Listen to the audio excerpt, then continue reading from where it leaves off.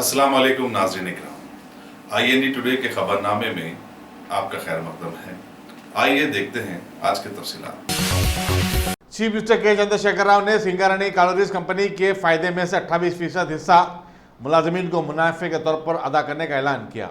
Assembly में बयान देते हुए चीफ मिनिस्टर ने कहा कि हर मुलाजिम को दशहरे के मौके पर 1,899 रुपये दिए जाएंगे। गुज़िश्ता साल मुनाफे का फीसद 27 था, जो कि अदा किया गया। అధ్యక్ష, తెలంగాణ రాష్ట్ర అభివృద్ధిలో ప్రభుత్వ రంగ సంస్థ అయిన సింగరేణి కాలరీస్ కంపెనీ లిమిటెడ్ చాలా కీలకమైన పాత్ర పోషిస్తుంది. తెలంగాణ రాష్ట్రం ఏర్పడిన తర్వాత రాష్ట్ర ప్రభుత్వం అందిస్తున్న సహకారం, కార్మికుల సంక్షేమానికి తీసుకున్న చర్యల ఫలితంగా సింగరేణి సంస్థాగతంగా బలోపేతమైంది. యాజమాన్యం, కార్మికులు అనే తారతమ్యం లేకుండా సింగరేణిలో పనిచేస్తున్న ప్రతి ఒక్కరూ ఎంతో బాధ్యతగా పనిచేయడం వల్ల సంస్థలో సూరుద్భావ సానుకూల వాతావరణం ఏర్పడింది.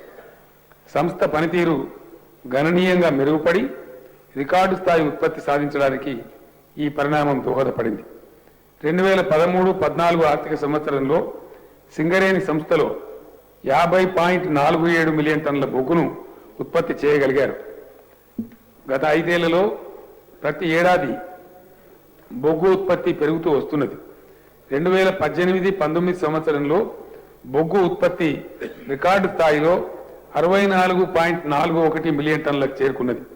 2013-14 సంవత్సరంలో సింగరేణి సంస్థ 418 కోట్ల రూపాయల లాభం గడించింది. గడిచిన 5 ఏళ్లలో సింగరేణిలో లాభాలు ప్రతి ఏటా పెరుగుతూనే ఉన్నాయి. 2018-19 సంవత్సరానికి 1765 కోట్ల రూపాయల గరిష్ట లాభాన్ని సింగరేణి సంస్థ సాధించగలిగింది. ఉత్పత్తి, రవాణా, అమ్మకం, లాభాలు, టర్నోవర్లో సింగరేణిలో సాధిస్తున్న ప్రగతి తెలంగాణ రాష్ట్ర ప్రభుత్వ పాలనా దక్షతకు ప్రతీకగా నిలుస్తున్నది.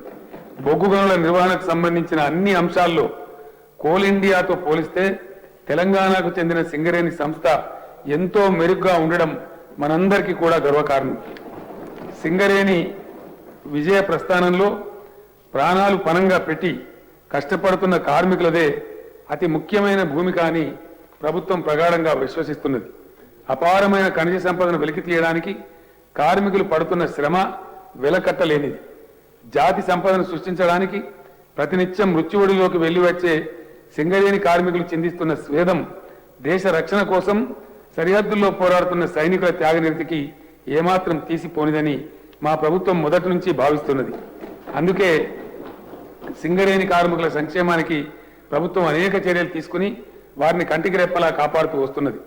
సమైక్య పాలనలోని చివరి సంవత్సరమైన 2013-14 సంవత్సరంలో కార్మికులకు ఒక్కొక్కరికి 13,554 రూపాయల చొప్పున మాత్రమే బోనస్ చెల్లించారు. గడచిన 5 ఏళ్లలో తెలంగాణ రాష్ట్ర ప్రభుత్వం కార్మికులకు ఇచ్చే బోనస్ను క్రమంగా పెంచుతూ వచ్చింది. 2017-18 సంవత్సరంలో లాభాల్లో 27% వాటాగా ఒక్కొక్క కార్మికుడికి 60,369 రూపాయలు చెల్లించింది. ఈసారి లాభాలలో వాటాను మరో శాతం అంటే 28% పెంచుతున్నామని సంతోషంగా ప్రకటిస్తూ ఉన్నాను.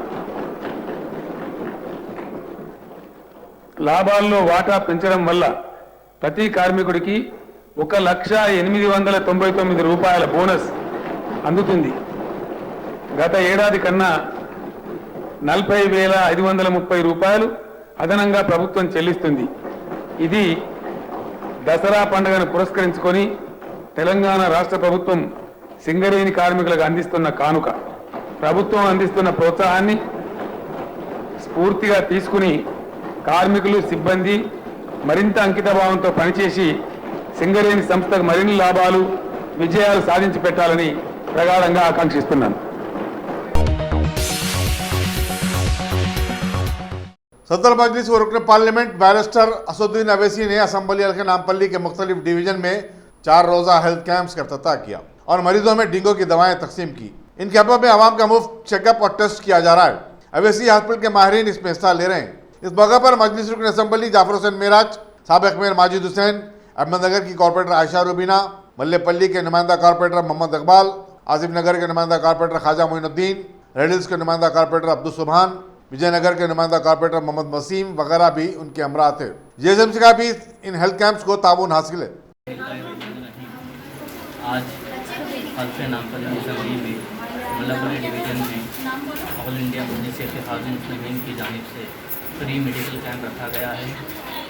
इसकी वजह यह है कि काफ़ी माहौल ऐसा ख़राब हो गया है कि काफ़ी लोग बुखार से परेशान हैं, डेंगू से परेशान हैं।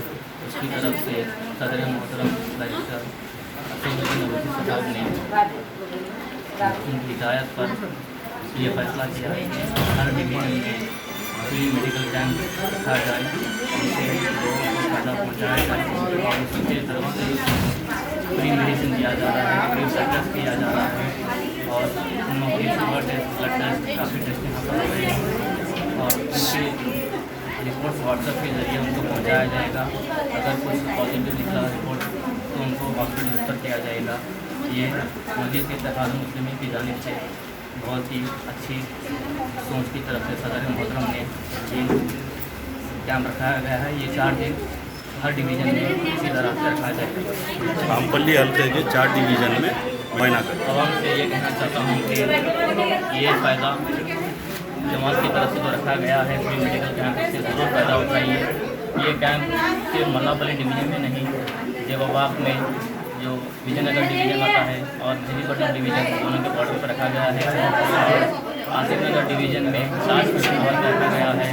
इसी तरह बड़ा बाजार कमेटी हॉल अहमदनगर में रखा गया है। 4 डिवीजन में आज एक फ्री कैंप रखा गया है। मैं आवाम से गुजारिश करता हूँ कि वो जो कोई भी बुखार की तरफ से परेशान है तो इमीडिएटली अपने एरिया में जाकर उसका फ़ायदा उठाइए, टेस्ट कराइए।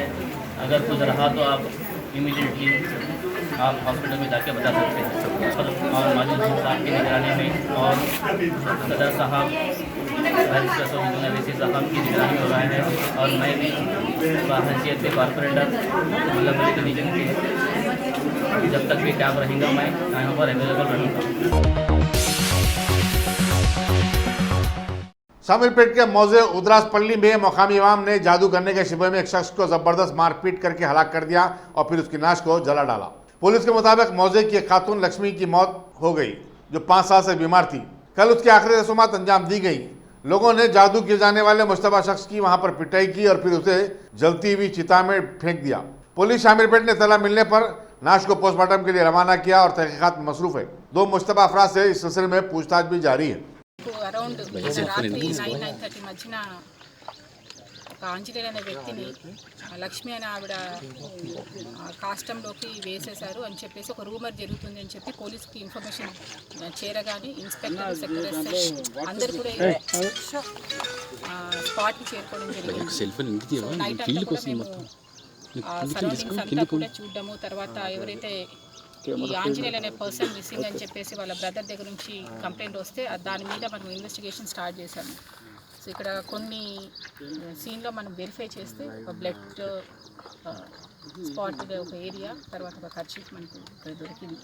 అండ్ సీన్ అంతా కూడా కరెక్ట్గా మనము స్కెచ్ వేసుకున్న తర్వాత ఇన్సిడెంట్ కరెక్టా కాదా అని చెప్పి వెరిఫై చేసుకోవడం, అతను మిస్సింగ్ ఉండడం, తర్వాత ఎక్కడైతే ఈ స్పాట్ ఉంది ఇక్కడ చూసిన తర్వాత ఇక్కడ ఉన్నటువంటి క్లూస్ టీమ్ తోటి కన్సర్న్ మెటీరియల్ అంతా కూడా సీజ్ చేయడం జరిగింది. సో ఫర్దర్ ఇన్వెస్టిగేషన్లో ఒక సస్పిషన్ బలరామ్ అనే వ్యక్తి మీద చెప్తున్నారు. సో అతన్ని కూడా మనం టీమ్స్ ఫామ్ చేశాము. అతను దొరికిన తర్వాత ఫర్దర్ ఇన్వెస్టిగేషన్. మేడం, వీళ్ళు ఆరోపిస్తున్న దాంట్లో ఎంత మేరకు వాస్తవం? అంటే క్షుద్ర పూజలు అనేది ఆధునిక యుగంలో ఈ రకమైనటువంటి వీళ్ళకున్న అప్రహెన్షన్స్ మనకు చెప్పారండి. మన ఇన్వెస్టిగేషన్లో తెలుస్తుంది. అది గ్రామస్తుల వర్షన్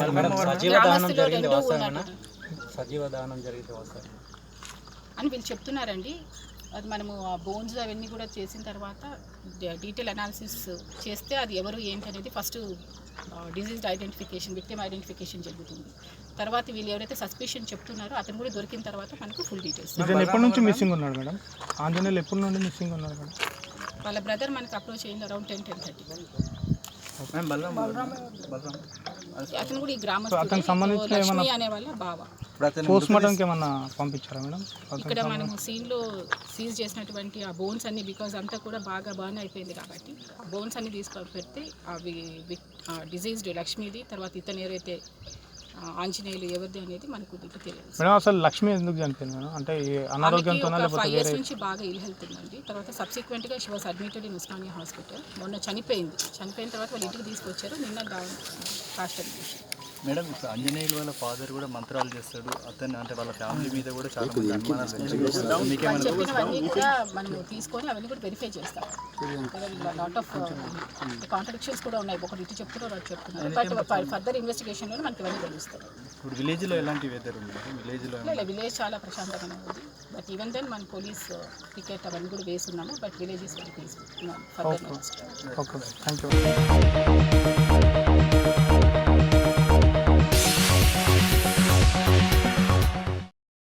टॉप सिलेक्शन कंप्यूटर्स। अगर आप टेक्नोलॉजी के दौर में रहते हुए टेक्नोलॉजी से दूर हैं तो सोचिए मत, आइए एक बार खिदमत का मौका दीजिए। हमारे यहाँ branded computers Dell, HP, Lenovo, laptop accessories उम्दा क्वालिटी निहायती वाजबी दाम पर दस्तयाब है। स्कूल, कॉलेज, कॉर्पोरेट, ऑफिस वगैरह में बल्क क्वांटिटी में सप्लाई की जाती है। इसके साथ साथ हमारे यहाँ माहिर टेक्नीशियंस की निगरानी में रिपेयर की सहूलत भी मौजूद है। अगर आप अपने घर, दुकान, सोसाइटी, स्कूल वगैरह को सेफ और क्राइम फ्री बनाना चाहते हो तो इंस्टॉल कीजिए CCTV कैमरा जो HD क्लियरिटी के साथ दस्तयाब है। गुज़िश्ता 10 साल से मुल्क भर में अपनी इन तमाम खिदमात को जारी रखते हुए आपके एतमाद को बरकरार रखने वाला नाम top selection computers, Vijayanagar colony beside Riyan hotel Hyderabad. Director Syed Rashid Ali. Phone 9849715954। Top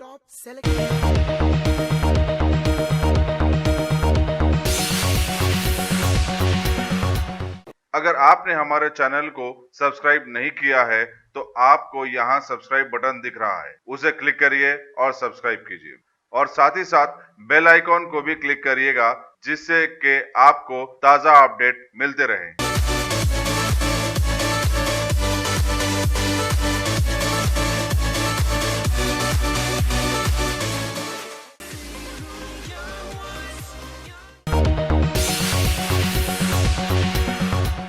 रियासती वज़ीर बरक़ी जी जगदीश रेड्डी ने कहा है कि कल्याण लक्ष्मी स्कीम, KCR किट्स और खवातीन दूसरी स्कीमों के आगाज से समाज में लड़कियों के तय लोगों के रवैये में तब्दीली आई है।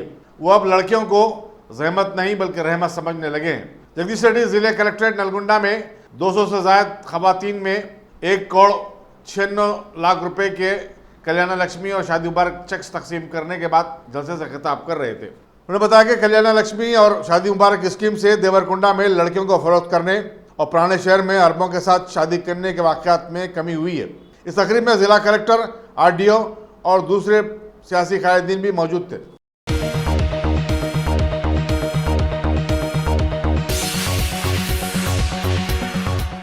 भोंगीर जिले के दियोरा पल्ला के करीब आज सुबह एक कार और DCM वैन के दरमियान टक्कर के नतीजे में 3 अफराद बरसर मौका हलाक हो गए।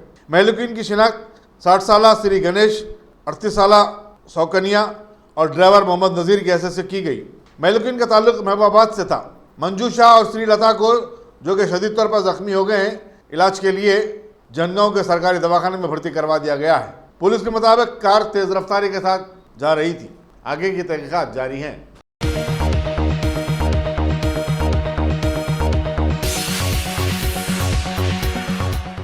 जिले खम्भम में कई मौज़ात में बीजेपी के खिलाफ पोस्टर्स नजर आए जिसमें उस पर रियासत में फिरकावाराना मनाफरत फैलाने का इल्जाम आयद किया गया है। माओइस्टों ने इन पोस्टरों पर लिखा कि बीजेपी और नरेंद्र मोदी की हुकूमत हिंदू फासिस्ट है और दलितों, आदिवासियों, खवातीन और औरतों पर मजालिम ढाए जा रहे हैं। CPI Maoist party Telangana state committee की तरफ से शाया करदा इन पोस्टर्स में बताया गया कि वज़ीर-ए-आज़म ने माओइस्टों को ख़त्म करने ऑपरेशन समाधान शुरू किया है। वो 2023 तक एक नया हिंदुस्तान बनाने की बातें कर रहे हैं। दूसरी तरफ झूठी हुब्बुल वतनी, फाशिज्म और कारपेट क़ुव्वतों को एक तवील हिकमत अमली के तहत फ़रोग़ दे रहे हैं। पोस्टर में यह भी कहा गया कि मुल्क में अफरा-तफर से आम लोगों का जीना दूभर हो चुका है।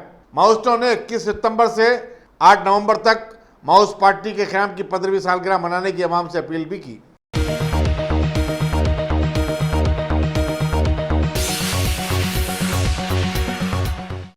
रियासती हुकूमत ने ग्राम पंचायत ट्रिब्यूनल कायम किया है ताकि ग्राम पंचायतों के तनाज़ात से मुताल्लिक़ मुक़दमात की यकसुई की जा सके। ये ट्रिब्यूनल एक सदरनशीन और 2 अरकान पर मुश्तमिल होगा।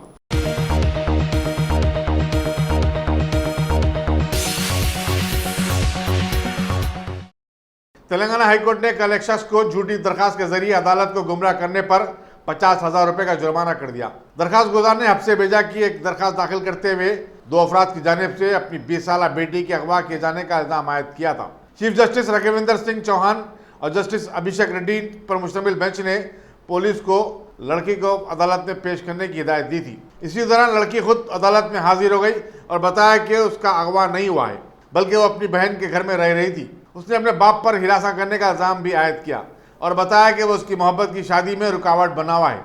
इस सारे माजरे की समाअत के बाद अदालत ने बरहमी जाहिर की और दरखास्त गुजार को 50,000 रुपये जुर्माना अंदरून 2 हफ्ते अदा करने का हुक्म दिया।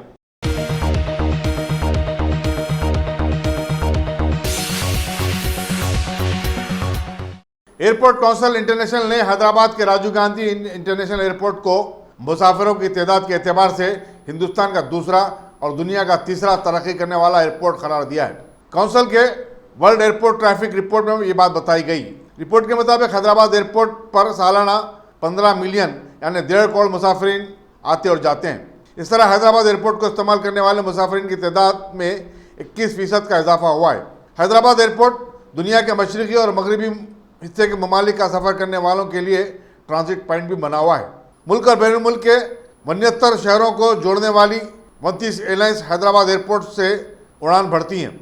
रोज़ाना 60,000 मुसाफिरीन इस एयरपोर्ट को आते और जाते हैं। अमेरिका, मुत्तहिदा अरब इमारात, सऊदी अरब, कुवैत और थाईलैंड को यहाँ से रात सफ़र की सहूलत भी हासिल है, जबकि मुल्क के शहरों जैसे दिल्ली, मुंबई, बेंगलुरु, कलकत्ता और चेन्नई के लिए बेशुमार फ्लाइट्स यहाँ से उड़ान भरती हैं।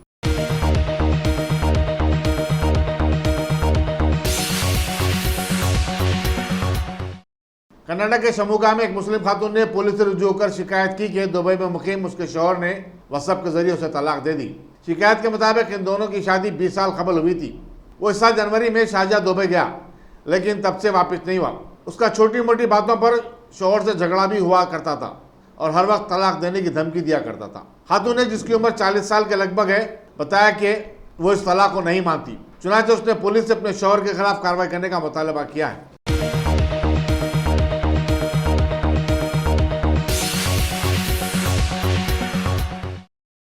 Top selection computers. अगर आप टेक्नोलॉजी के दौर में रहते हुए टेक्नोलॉजी से दूर हैं तो सोचिए मत, आइए एक बार खिदमत का मौका दीजिए। हमारे यहाँ branded computers Dell, HP, Lenovo, laptop accessories उम्दा क्वालिटी निहायत ही वाजबी दाम पर दस्तयाब है। स्कूल, कॉलेज, कॉर्पोरेट, ऑफिस वगैरह में बल्क क्वांटिटी में सप्लाई की जाती है। इसके साथ साथ हमारे यहाँ माहिर टेक्नीशियंस की निगरानी में रिपेयर की सहूलत भी मौजूद है। अगर आप अपने घर, दुकान, सोसाइटी, स्कूल वगैरह को सेफ और क्राइम फ्री बनाना चाहते हो तो इंस्टॉल कीजिए CCTV कैमरा जो HD क्लियरिटी के साथ दस्तयाब है। गुज़िश्ता 10 साल से मुल्क भर में अपनी इन तमाम खिदमात को जारी रखते हुए आपके एतमाद को बरकरार रखने वाला नाम top selection computers, Vijayanagar colony beside Riyan hotel, Hyderabad. Director Syed Rashid Ali. Phone 9849715954। Top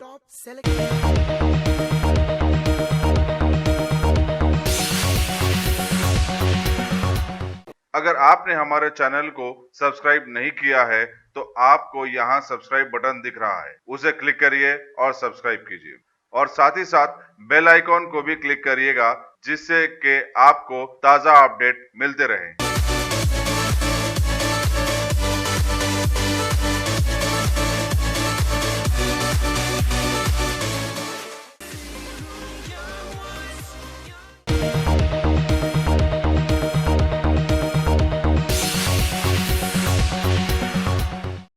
वज़ीर-ए-आज़म नरेंद्र मोदी ने महाराष्ट्र में आने वाले असेंबली चुनाव के लिए अपनी पार्टी की इंतखाबी मुहिम का आज अमलन आगाज कर दिया। नासिक में जबरदस्त जलसे से खिताब करते हुए उन्होंने जम्मू कश्मीर से मुतालिक अपनी सोच का तस्करा किया। उन्होंने कहा कि वो इस रियासत को नया कश्मीर और नई जन्नत बनाना चाहते हैं। उन्होंने कहा कि हमने आवाम से जम्मू कश्मीर के मसले का मुस्तकिल हल निकालने का वादा किया था और उन्हें इस बात पर खुशी है कि वो ऐसा कर दिखाने में कामयाब हुए। वज़ीर-ए-आज़म ने कहा कि पहले कश्मीर हमारा का नारा लगाया जाता था, लेकिन अब हर हिंदुस्तानी को अब मिलकर एक नया कश्मीर बनाना जैसा नारा लगाना होगा।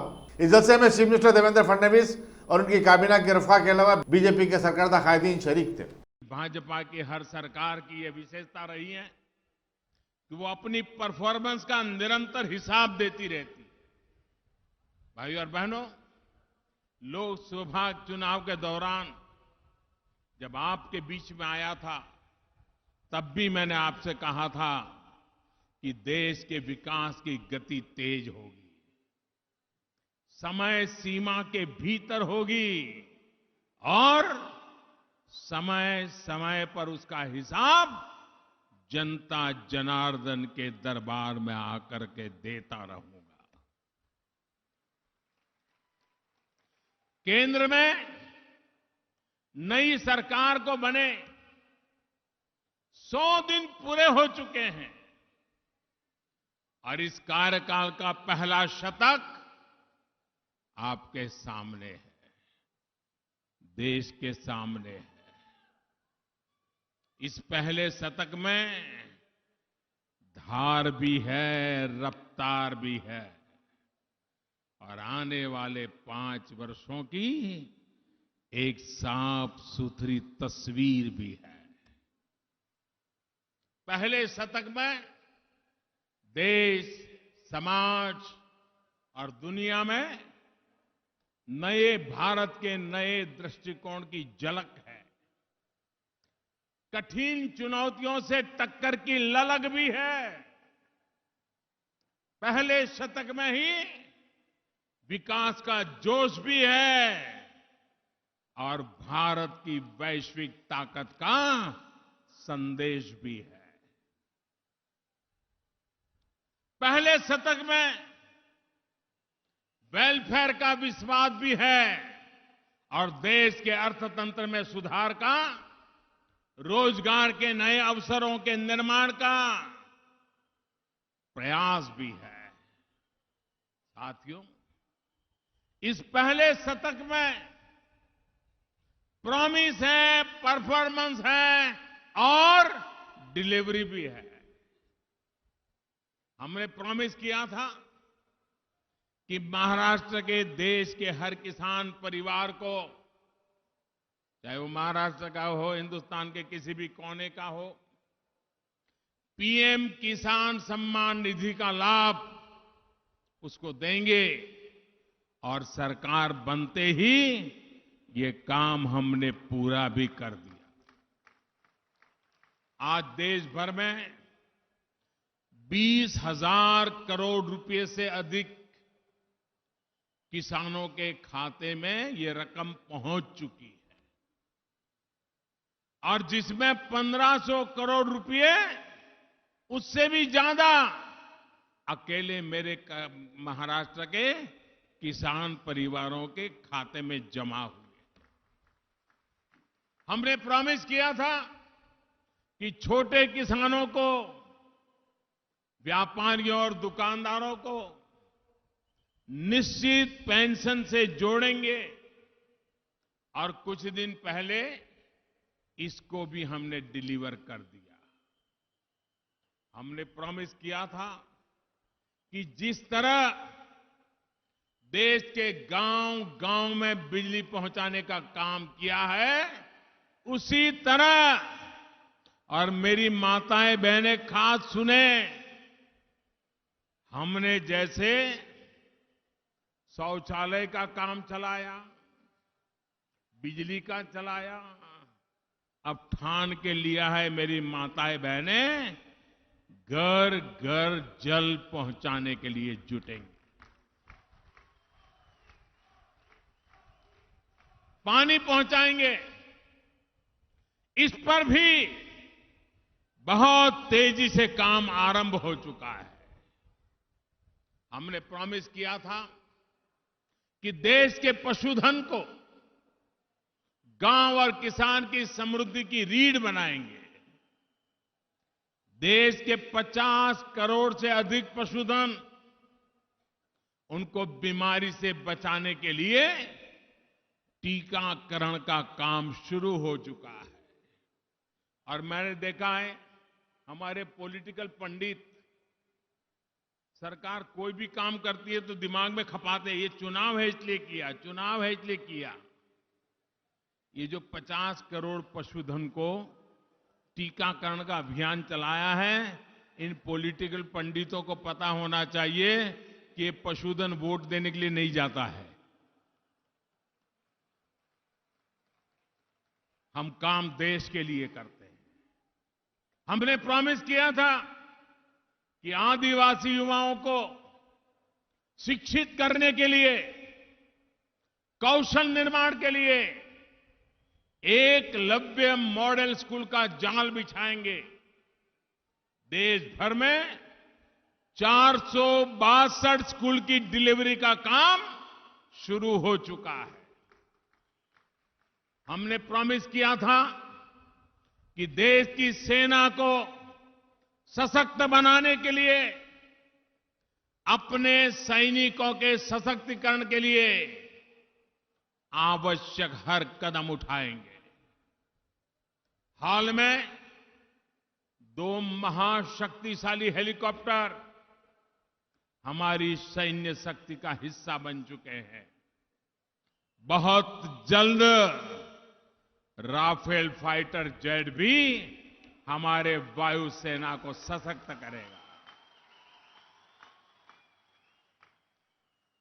तीनों सेनाओं के बीच बेहतर तालमेल के लिए चीफ ऑफ डिफेंस स्टाफ बनाने के लिए दशकों से चर्चा चल रही थी। ये फैसला भी मैंने 15 अगस्त को लाल किले पर से घोषित किया था और उसको भी आगे बढ़ा दिया है।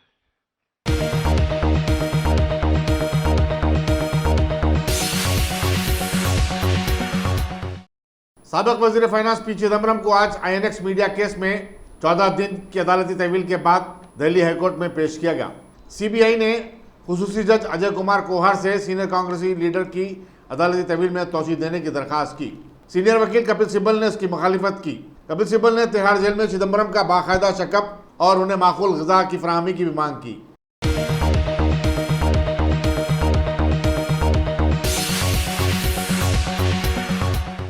हिंदुस्तानी शटलर PV सिंधु थाईलैंड की पूरन पावी चूचू के मुकाबले में चीन ओपन हार गई। उन्होंने पहले राउंड में 21.12 से सबकत हासिल कर ली थी। मर्दों के डबल्स में चिराग शेट्टी और सत्तुक सिराज भी जापान के मुकाबले में हार गए।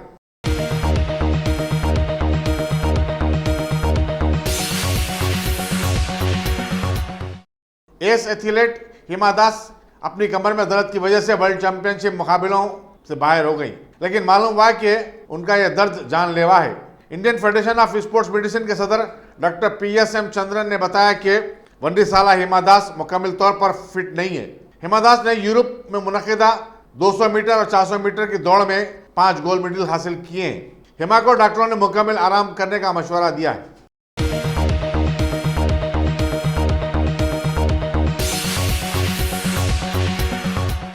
अगर आपने हमारे चैनल को सब्सक्राइब नहीं किया है तो आपको यहाँ सब्सक्राइब बटन दिख रहा है, उसे क्लिक करिए और सब्सक्राइब कीजिए और साथ ही साथ बेल आइकॉन को भी क्लिक करिएगा, जिससे कि आपको ताज़ा अपडेट मिलते रहें।